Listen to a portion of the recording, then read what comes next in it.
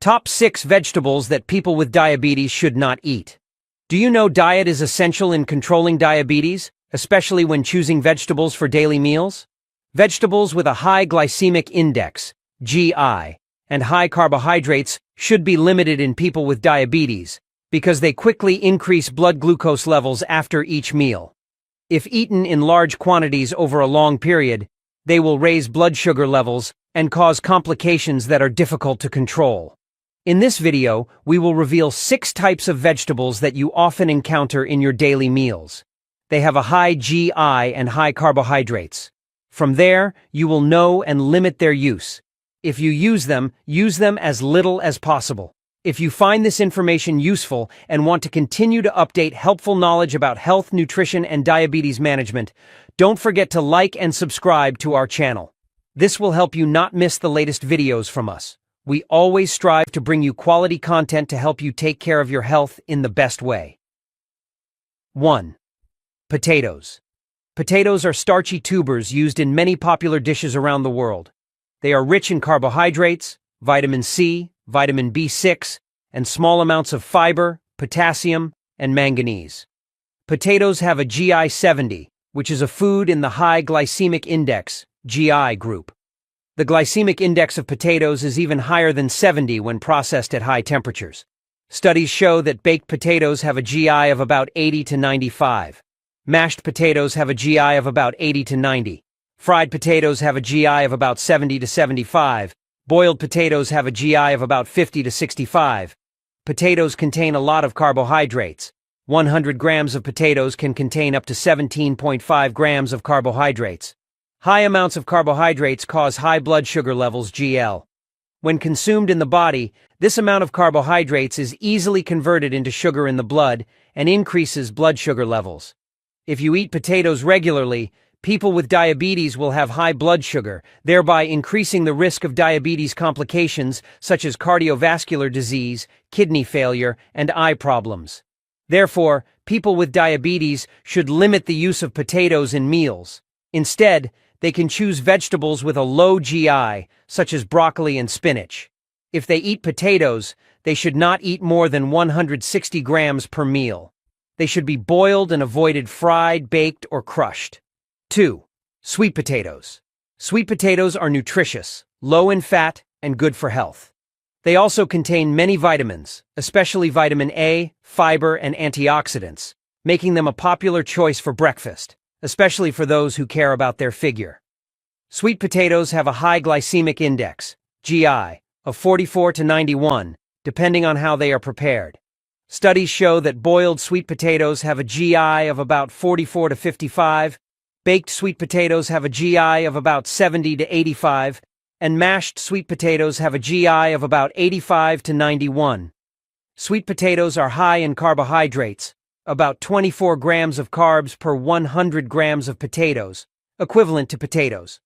Although sweet potatoes are high in fiber, which helps slow down glucose absorption into the blood, overeating will rapidly increase blood glucose levels, making it difficult to control diabetes.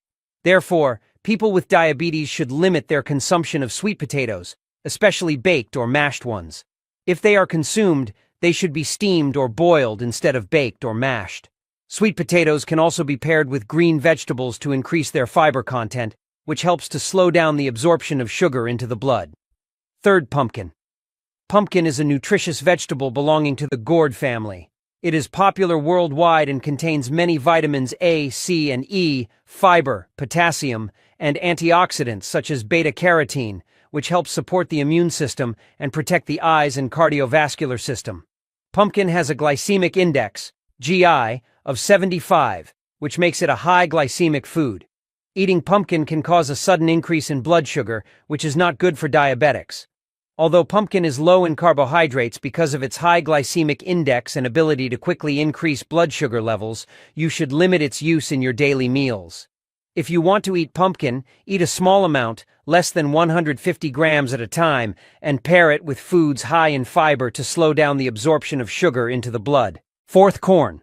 Corn has high nutritional value, providing lots of protein, vitamin B, vitamin C, potassium, and fiber.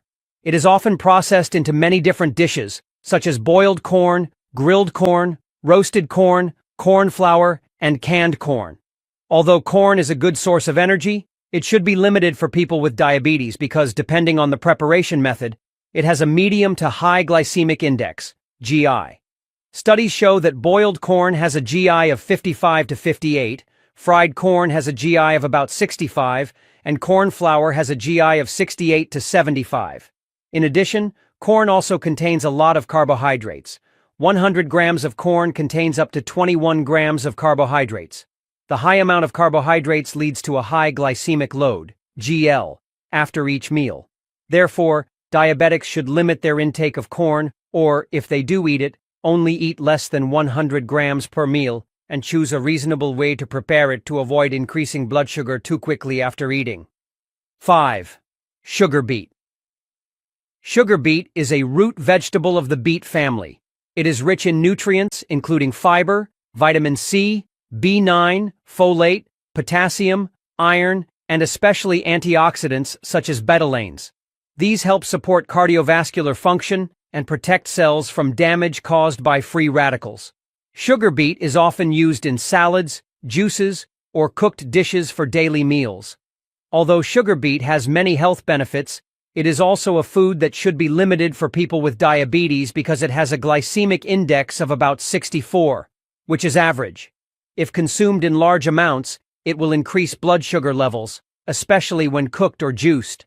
Research shows that 250 milliliters of sugar beet juice contains up to 25 grams of carbohydrates, equivalent to a can of soft drink. Therefore, in daily life, you should limit this food too much. If you eat it, you should eat less than 150 grams at a time to avoid sudden increases in blood sugar. 6. Cassava. Cassava has a low glycemic index, GI, of 55. But it contains a lot of carbohydrates, which can increase blood glucose levels after eating.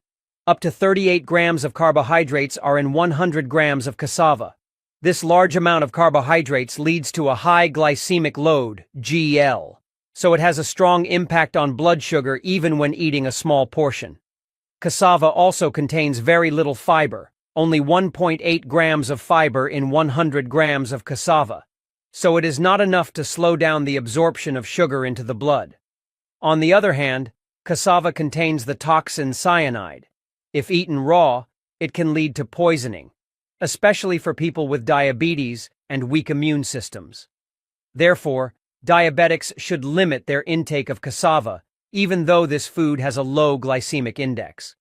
If they eat it, they should boil it and consume no more than 80 grams per meal to avoid their blood glucose levels increasing too quickly.